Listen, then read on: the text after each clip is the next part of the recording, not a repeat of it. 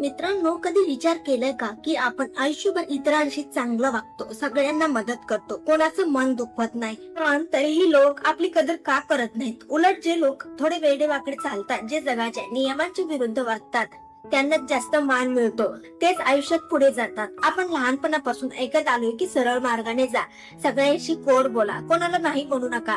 पण आजच्या या धावपळीच्या आणि स्पर्धेच्या युगात हे नियम कधी कधी आपल्याला मागे खेचतात. आज मी तुम्हाला अशा 12 गोष्टी सांगणार आहे ज्या कदाचित तुम्हाला सुरुवातीला उलट्या वाटतील, कदाचित चुकीच्याही वाटतील, पण जर तुम्ही या मागचं मानवी मानसशास्त्र समजून घेतलं तर तुमच्या लक्षात येईल की जग कसं चालतं. या गोष्टी अशा आहेत ज्या आजवर तुम्हाला शाळेत शिकवल्या गेल्या नाहीत, की तुमच्या घरातल्या मोठ्यांनी सांगितल्या नाहीत, पण ज्यांनी या गोष्टी अंमलात आणल्या त्यांच्यासाठी जगाची वागणूक पूर्णपणे बदलली. आजचा हा व्हिडिओ केवळ माहिती नाही तर तुमच्या आयुष्याचा एक नवीन टर्निंग पॉइंट ठरू शकतो. शेवटपर्यंत माझ्यासोबत राहा, कारण यातील 7वा मुद्दा तुमच्या विचार करण्याची पद्धत कायमची बदलून टाकेल. चला तर मग या वेगळ्या आणि प्रभावी जीवन प्रवासाला सुरुवात करूया. आयुष्यातील पहिला महत्वाचा नियम जो आपल्याला थोडा अजब वाटू शकतो तो म्हणजे जेव्हा तुम्हाला खूप बोलावं असं वाटेल तेव्हा नेमकी शांतता पाळा. अनेक उत्साहाच्या भरात आपल्या मनातल्या सगळ्या गोष्टी, आपले प्लॅन्स, आपली गुपित समोरच्याला सांगून टाकतो. आपल्याला वाटतं की जास्त बोलण्याने लोक आपल्याकडे आकर्षित होतील, पण सत्य याच्या अगदी उलट आहे. मानवी स्वभाव असा आहे की ज्या गोष्टीबद्दल आपल्याला पूर्ण माहिती नसते त्याबद्दल आपल्याला जास्त कुतूहल वाटतं. जो माणूस कमी बोलतो लोक त्याच्याबद्दल तर्क लावत राहतात. तुमचं कमी बोलणं तुम्हाला एक रहस्यमय व्यक्तिमत्व बनवतं आणि रहस्य नेहमी सामान्य माहितीपेक्षा जास्त ताकदवान असतं. जेव्हा तुम्ही शांत राहता तेव्हा तुम्ही समोरच्याचं नीट निरीक्षण करू शकता, तुम्ही त्याची ताकद आणि कमजोरी ओळखू शकता. शांत राहणं म्हणजे घाबरणं नाही, तर शांत राहणं हे एक प्रभावी शस्त्र आहे. जेव्हा कोणी तुम्हाला उस्कवण्याचा प्रयत्न करेल, जेव्हा कोणी तुमच्यावर टीका करेल, तेव्हा तुमची शांतता त्याला सगळ्यात जास्त अस्वस्थ करेल, कारण त्याला तुमची प्रतिक्रिया हवी असते आणि तुम्ही ती त्याला देत नाही. त्यामुळे आजपासून स्वतःच्या शब्दांवर ताबा मिळवा आणि तुमचं काम तुमच्यासाठी बोलू द्या. आता बोलूया दुसऱ्या मुद्द्याकडे, जो मैत्री आणि शत्रूशी संबंधित आहे.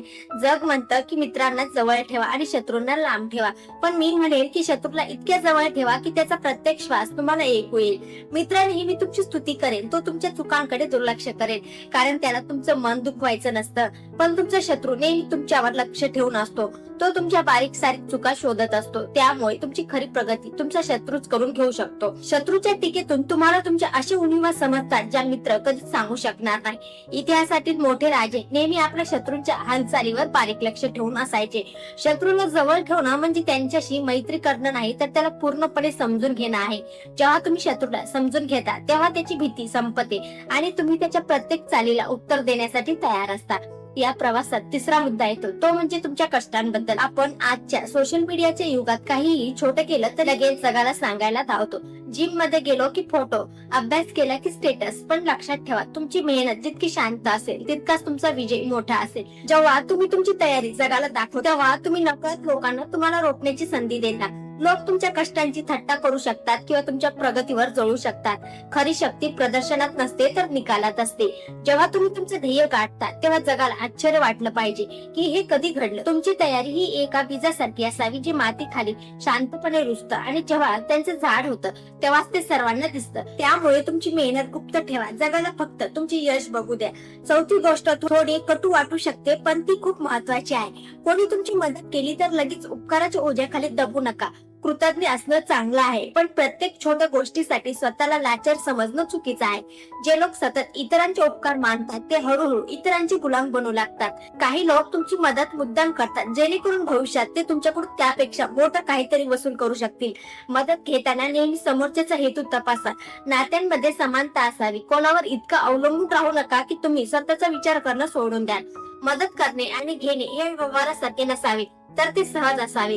पण जर कोणी उपकाराच्या बदल्यात तुमची मूल्य बदलण्याचा प्रयत्न करत असेल तर तिथून लाभ होणं चांगलं. 5वा मुद्दा हा आपल्या भावनांशी निगडित आहे, तो म्हणजे रागावर नियंत्रण. जेव्हा तुम्हाला प्रचंड राग येईल तेव्हा सर्वात जास्त शांत राहण्याचा प्रयत्न करा. रागाच्या भरात घेतलेला निर्णय किंवा बोललेला एक शब्द आयुष्यभराची मेहनत आणि नाती उद्ध्वस्त करू शकतो. राग ही एक अशी आग आहे जी समोरच्याला जाळण्यापूर्वी स्वतःला जाळते. जेव्हा कोणी तुमची बेइज्जती करतात तेव्हा तुम्हाला वाटतं की त्याला सडेतोड उत्तर द्यावं, पण तुमचं शांत राहणं हीच त्याची सगळ्यात मोठी हार असते. तुमची शांतता समोरच्याला गोंधळात टाकते. त्याला समजत नाही की तुम्ही काय विचार करत आहात. तुमची ही सहनशक्ती तुम्हाला अधिक प्रगल्भ बनवते. रागाला आपली कमजोरी बनवण्याऐवजी त्याला आपली ऊर्जा बनवा आणि ती ऊर्जा स्वतःच्या कामात लावा. 6वी गोष्ट म्हणजे विश्वासाबद्दल. जग खूप सुंदर आहे, पण इथे प्रत्येक माणूस तुमचा मित्र नाही. जेव्हा तुम्हाला कोणावर तरी खूप जास्त विश्वास ठेवावा असं वाटेल तेव्हा सर्वात जास्त सावध राहा. कोणावरही आंधळा विश्वास ठेवणं म्हणजे स्वतःच्या नाशाचं आमंत्रण देण्यासारखं आहे. विश्वास ठेवा, पण त्याआधी माणसाला पारखून घ्या. जो माणूस तुमच्या समोर सतत इतरांची निंदा करतो तो इतरांसमोर तुमची निंदा करणार नाही. कशावरून? जो माणूस प्रत्येक गोष्टीला हो म्हणतो तो कदाचित तुमच्या फायद्यासाठी तसं करत असेल. खरा मित्र तोच जो तुम्हाला तुमच्या चुका सांगेल, जो प्रत्येक वेळी तुमची स्तुती करणार नाही. विश्वास हा काचेसारखा असतो, एकदा तडा केला की तो पुन्हा जोडता येत नाही. म्हणून नात्यात सावधगिरी बाळगणे हे संशय असणं नाही तर ते शहाणपण आहे. 7वा आणि सर्वात महत्वाचा मुद्दा, देण्याआधी स्वतःला संपन्न करायला शिका. आपण नेहमी ऐकतो की दान करा, इतरांना मदत करा, पण जर तुमची स्वतःची झोळी रिकामी असेल तर तुम्ही दुसऱ्याला काय देणार?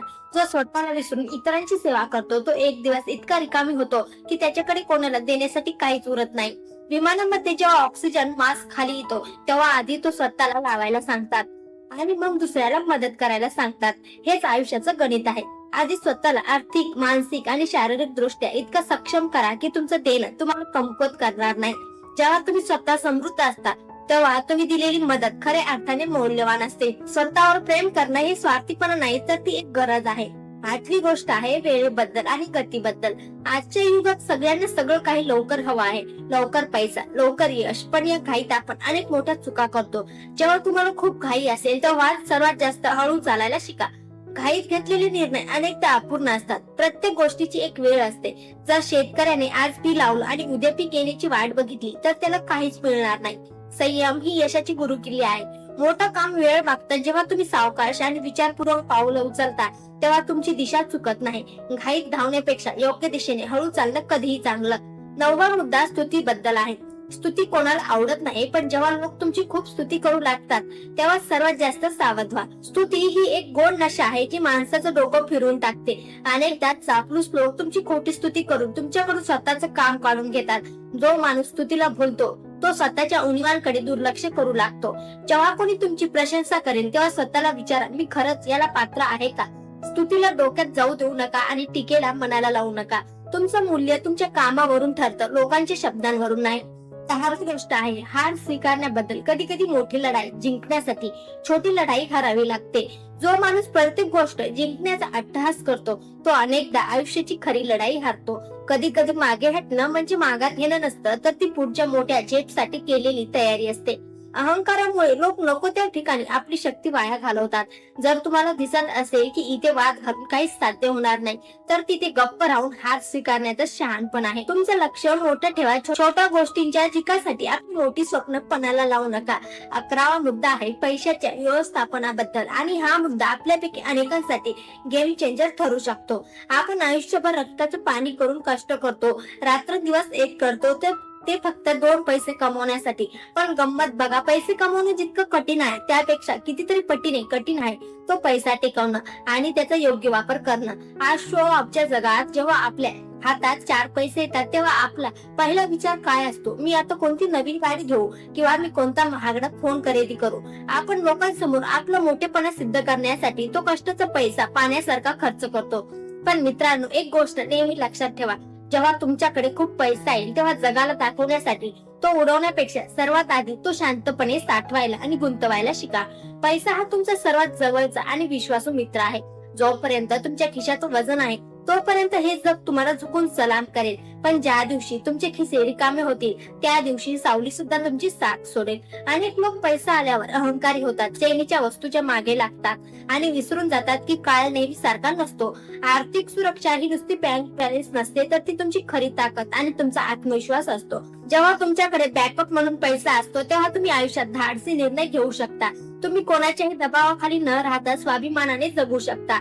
पैसा हे प्रदर्शनाचं किंवा कोणाला तरी इम्प्रेस करण्याचं साधन नसून ते तुमच्या भविष्यातील सुरक्षिततेचं कवच आहे. कठीण काळात जेव्हा तुमचे नातेवाईक किंवा मित्र मदतीला येत नाहीत, तेव्हा तुम्ही वाचवलेला एक एक रुपया तुमच्या पाठीशी खंबीरपणे उभा राहतो. जो माणूस पैशाची कदर करतो, पैसा त्याची कदर करतो. भविष्यात कोणापुढे हात पसरवण्याची वेळ येऊ नये आणि कोणासमोर लाचार व्हावं लागू नये असं वाटत असेल तर आजपासून तुमच्या उत्पन्नाचा एक हिस्सा बाजूला काढायला शिका. लक्षात ठेवा, श्रीमंत दिसण्यापेक्षा श्रीमंत असणं कधीही जास्त महत्वाचं आहे. तुमची आजची बचत ही तुमची उद्याच्या स्वातंत्र्याची गुरुकिल्ली आहे. आणि आता होऊया 12वे आणि सर्वात गूढ अशा शेवटच्या मुद्द्याकडे.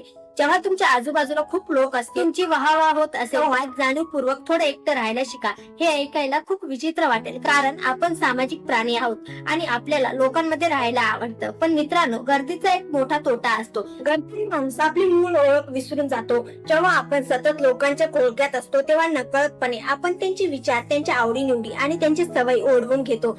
आपण तेच करायला लागतो जे सगळे करत आहेत आणि या प्रवासात आपला स्वतःचा आवाज कुठेतरी हरवून जातो. लक्षात ठेवा, तुमची खरी प्रगती आणि तुमची प्रतिभा तुमच्या एकटेपणात दडलेली असते. जगातील जेवढे महान विचारवंत, शास्त्रज्ञ किंवा यशस्वी लोक झाले, त्यांनी त्यांच्या आयुष्यातील सर्वात मोठे निर्णय आणि क्रांतिकारी कल्पना या शांततेत एकटे असताना शोधले आहेत.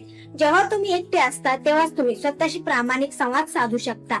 तुमच्यात काय उणिवा आहेत, तुमची खरी ताकद काय आहे आणि तुम्हाला आयुष्यात नक्की कुठे पोहोचायचं आहे, या प्रश्नांची उत्तर तुम्हाला गर्दीत कधीच मिळणार नाही. गर्दी तुम्हाला क्षणिक टाळायची ऊर्जा देऊ शकते, पण तुमच्या आयुष्याला नेमकी दिशा देण्याचं काम फक्त तुमचं अंतर्मन करू शकतं. म्हणूनच दिवसातला काही वेळ स्वतःसाठी राखून ठेवा. मग तो वेळ पहाटेचा असो किंवा रात्रीचा, जेव्हा फोन बंद असेल आणि आजूबाजूला कोणताही गोंधळ नसेल. शांत बसा, दीर्घ श्वास घ्या आणि स्वतःच्या अस्तित्वाचा विचार करा. स्वतःला ओळखणं ही जगातील सर्वात मोठी शक्ती आहे. जो माणूस स्वतःच्या सहवासात आनंदी राहायला शिकतो, त्याला जगातील कोणतीही परिस्थिती डळमळीत करू शकत नाही. हे एकटे पण तुम्हाला कमकुवत करत नाही, तर ते तुम्हाला आतून इतकं खंबीर बनवतं की तुम्ही कोणत्याही वादळाचा सामना करू शकता. गर्दीचा भाग होण्यापेक्षा गर्दीला दिशा देणारा नेता बनायचा असेल तर स्वतःच्या शांततेत स्वतःची शक्ती शोधायला शिका. हीच ती शेवटची पायरी आहे जी तुम्हाला यशाच्या शिखरावर घेऊन जाईल. मित्रांनो, या 12 गोष्टी बरोबर पाहता तुम्हाला कदाचित खूप साध्या किंवा काहींना तर पूर्णपणे उलट्या वाटतील, पण विश्वास ठेवा, या गोष्टीमध्ये तुमच्या संपूर्ण आयुष्याला एक नवी आणि वेगळी दिशा देण्याची अफाट ताकद दडलेली आहे.